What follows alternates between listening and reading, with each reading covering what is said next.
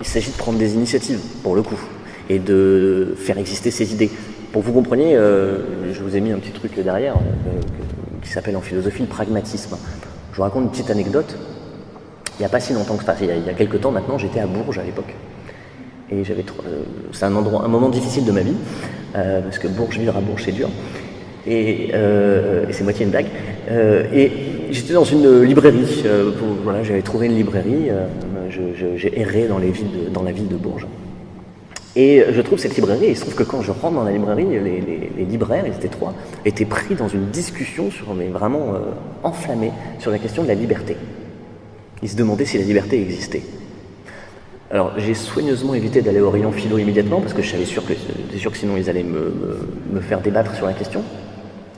Je me suis fait tout petit, ils ont fini par me repérer.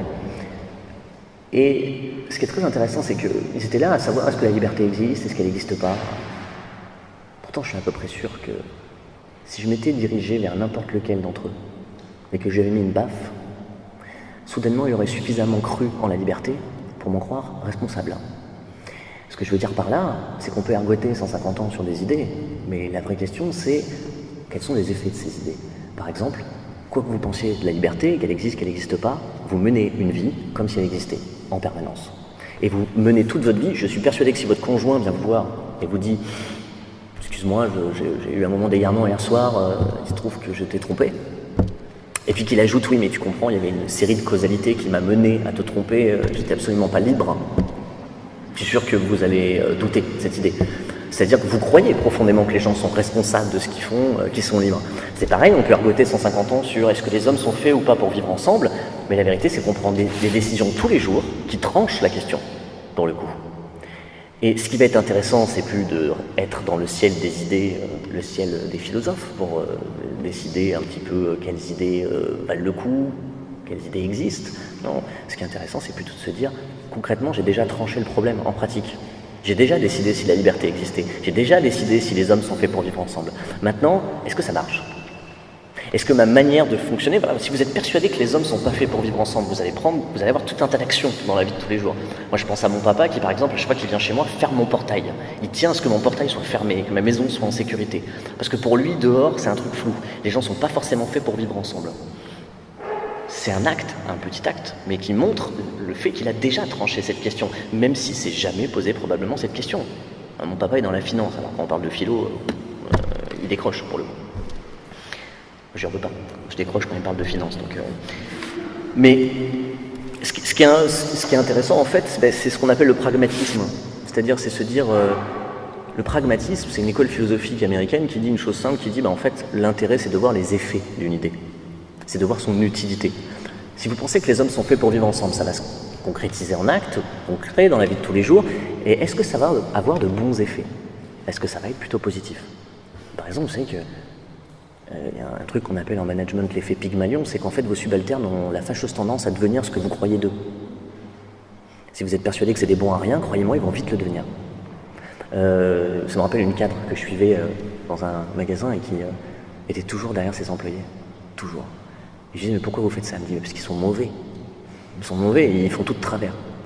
Et interrogez pas l'idée que peut-être que les suivre de près tout le temps, les étouffer, en fait, entretenait, voire même était une amplification du problème. Donc bon, je passe là-dessus, mais tout ça pour dire qu'on peut avoir une approche pragmatique des valeurs. Et je vous donne un exemple, justement là-dessus. Chez Buurtzorg, il y a une équipe d'infirmières, promis après j'arrête de parler de Buurtzorg. Il y a une équipe d'infirmières qui a soulevé un problème que vous connaissez probablement, certains, c'est le problème des chutes chez les personnes âgées.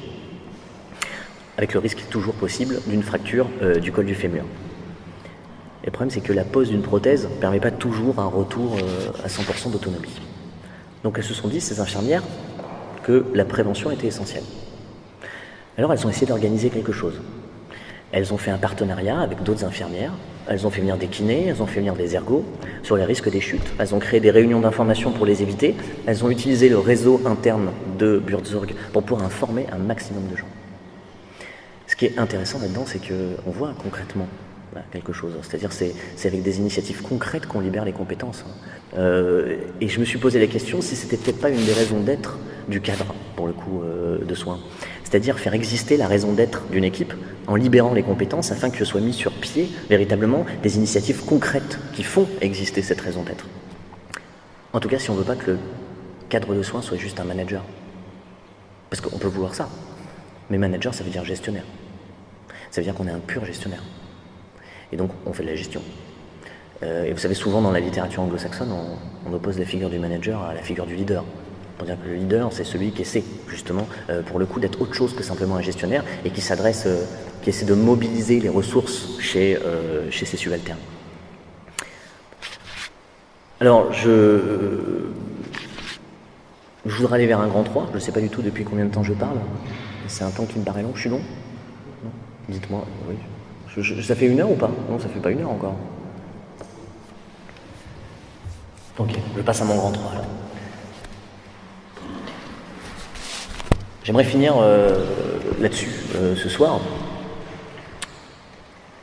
Je parlais beaucoup de la compétence, je parlais de la compétence en général.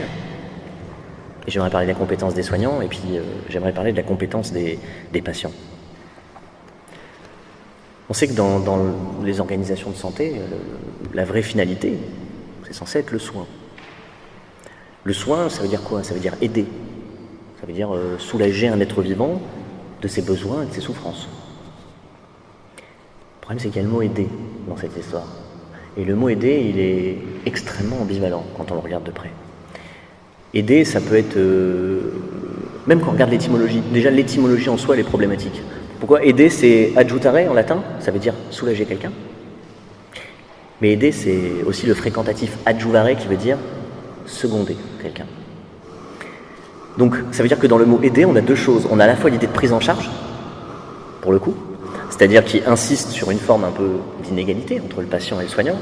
Et puis on a aussi l'idée d'accompagnement, qui renvoie à l'idée d'un partenariat avec le patient. Donc d'un côté, on a la vulnérabilité, qui est une source d'inquiétude, et puis de l'autre côté, on a plutôt l'autonomie. Je pense évidemment à ces personnes âgées qui ne cessent d'osciller entre ces 2 pôles, et puis nous qui avons la tentation de voir surtout une personne fragile, ou surtout une personne capable, une personne qui a une puissance d'agir, une personne qui a de l'autonomie. Pourtant, et c'est ce que nous explique la philosophe américaine Martha Nussbaum, on connaît tous ce rythme, cette alternance entre fragilité et autonomie. Et on peut même faire des micro-expériences de ça, et notamment à travers ce que Winnicott appelait l'espace potentiel, c'est-à-dire à travers notamment le jeu. Quand vous jouez, vous avez remarqué, vous oscillez. Il y a des phases où vous êtes très vulnérable, vous perdez. Il y a des phases où vous êtes plus en force. Et puis c'est pas tout, il faut comprendre aussi les autres en face. Par quelle phase ils sont en train de passer. Est-ce qu'ils sont en force, est-ce qu'ils sont en fragilité, etc. Et on connaît tous le mauvais perdant. Le mauvais perdant, c'est celui qui ne supporte pas sa vulnérabilité dans le jeu, et qui ne supporte pas l'autonomie des autres. On connaît tous des mauvais perdants. Moi personnellement, je suis un gros mauvais perdant. Et ce qui est intéressant, c'est que quand on regarde comment fonctionne l'espace du jeu, le jeu, c'est quand même un truc bizarre, parce que le jeu, il faut se mettre dedans, il faut se mettre en condition, il faut rentrer dans le jeu, mais il ne faut pas trop rentrer non plus dans le jeu. Parce que justement, les mauvais perdants, c'est ceux qui ne font plus la distinction entre le jeu, pour le coup, et la réalité. On fait des expériences tous les jours. Avec l'amour, par exemple, on est successivement vulnérable et autonome. Martha Nussbaum, elle est très intéressante. Pourquoi? Parce que c'est celle qui a essayé de penser ça. C'est celle qui a essayé de penser cette alternance. C'est pour ça que je parle d'elle ce soir et que je termine avec elle. En fait, elle a travaillé avec Amartya Sen, qui a un prix Nobel d'économie, et elle s'est inspirée d'un de ses concepts, qui est un concept qui est devenu absolument central, qu'on appelle la capacité. C'est pas évident de comprendre exactement ce que c'est que la capacité. Alors pour en dire 2 mots, il faut savoir que Amartya Sen, en fait, c'était un économiste et qu'il était exaspéré qu'on évalue le bien-être dans un pays à la lumière du produit intérieur brut. C'est-à-dire si un pays a un bon PIB, alors c'est que les gens sont heureux, grosso modo, c'était à peu près aussi simple que ça. Et il a trouvé que c'était réducteur, Amartya Sen, et il s'est dit, et puis en plus de ça, ça veut rien dire, parce qu'on peut avoir des disparités énormes qui se cachent derrière un PIB. Et donc il a mobilisé un nouveau concept, qui est le concept de capacité. Pour comprendre, je prends un exemple tout bête, pour que vous fassiez la distinction entre capacité et capacité, tout simplement. Imaginez que vous ayez la capacité de voter. Ça veut dire quoi? Ça veut dire que vous avez une carte d'électeur, que vous pouvez vous rendre à la mairie, et que vous pouvez voter.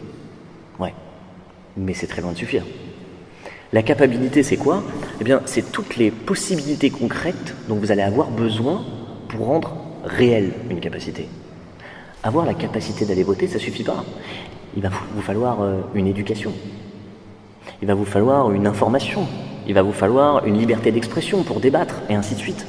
Il va vous falloir en fait tout un tas d'autres possibilités très concrètes pour faire fonctionner votre droit à voter, pour faire fonctionner votre capacité. Les capacités, c'est ça. C'est des possibilités concrètes qui permettent à une capacité de fonctionner. Alors pourquoi je parle de ça?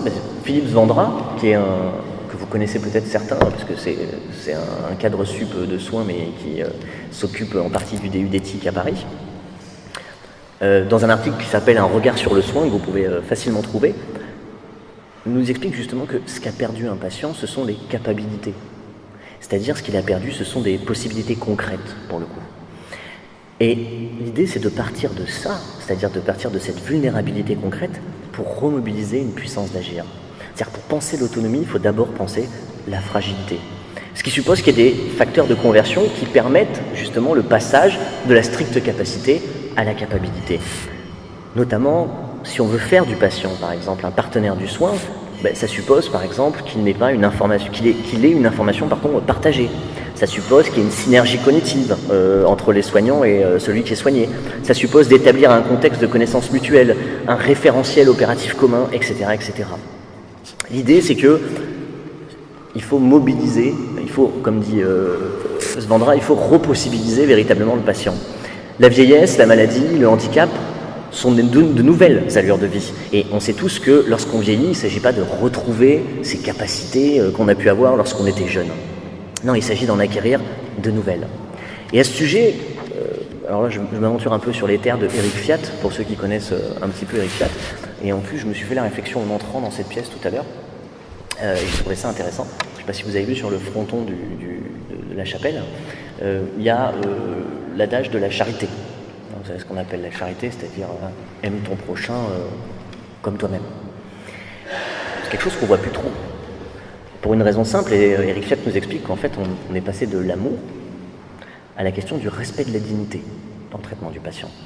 Avant, on avait la pitié salpêtrière. On avait des organisations de santé qui se pensaient à partir de l'amour. Tout simplement, c'est la question religieuse, d'où vous venez et d'où l'histoire et la culture de votre métier vient. Et Éric Fiat remarque que là où avant il y avait des crucifix à l'intérieur des organisations, on les a enlevés et à la place on a mis une charte de respect de la dignité du patient. Et c'est évident qu'il faut du respect, tout le monde est d'accord là-dessus, il faut du respect. C'est nécessaire, absolument, le respect du patient. Mais c'est pas suffisant. C'est peut-être pas suffisant, pourquoi? Parce que dans le respect, il y a une forme de froideur. Il y a une forme de mise à distance aussi, dans le respect. D'ailleurs, on dit tenir en respect, pour le coup, ce qui veut dire qu'on met une forme de distance. Peut-être que le patient a besoin de plus que de respect. Peut-être qu'il cherche une légitimation à son existence. Peut-être qu'il a besoin d'être légitimé pour ce qu'il est, lui, précisément. Et c'est là qu'on fait souvent intervenir une notion, vous savez, nous on a un seul mot, les Français, pour dire amour. En grec, ils avaient 3 mots. Il y a l'éros, qui est l'amour physique, charnel. Il y a la philia, qui est l'amour qu'on a pour ses amis, notamment. Et puis il y a l'agapé. L'agapé, c'est devenu justement la caritas chrétienne, c'est-à-dire la charité. C'est cette attention qu'on doit avoir à la singularité des autres, comme pour rendre un peu hommage à leur singularité. Vous savez, c'est le truc, je suis persuadé que vous avez tous parlé de ça quand vous étiez en terminale, le divertissement chez Pascal. Je ne sais pas si ça vous dit quelque chose, mais Pascal se pose une question toute simple, il dit mais comment ça se fait que tous autant qu'on est, on ne supporte pas de rester sans rien faire? Comment ça se fait que les hommes doivent toujours s'occuper? On doit toujours s'occuper, on doit toujours faire quelque chose.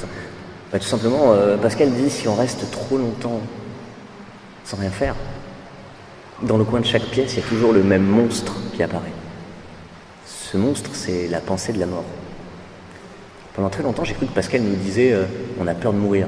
On a peur de mourir, alors on pense à autre chose, on s'agite. Mais c'est pas ce qu'il me dit. C'est pire que ça, en fait.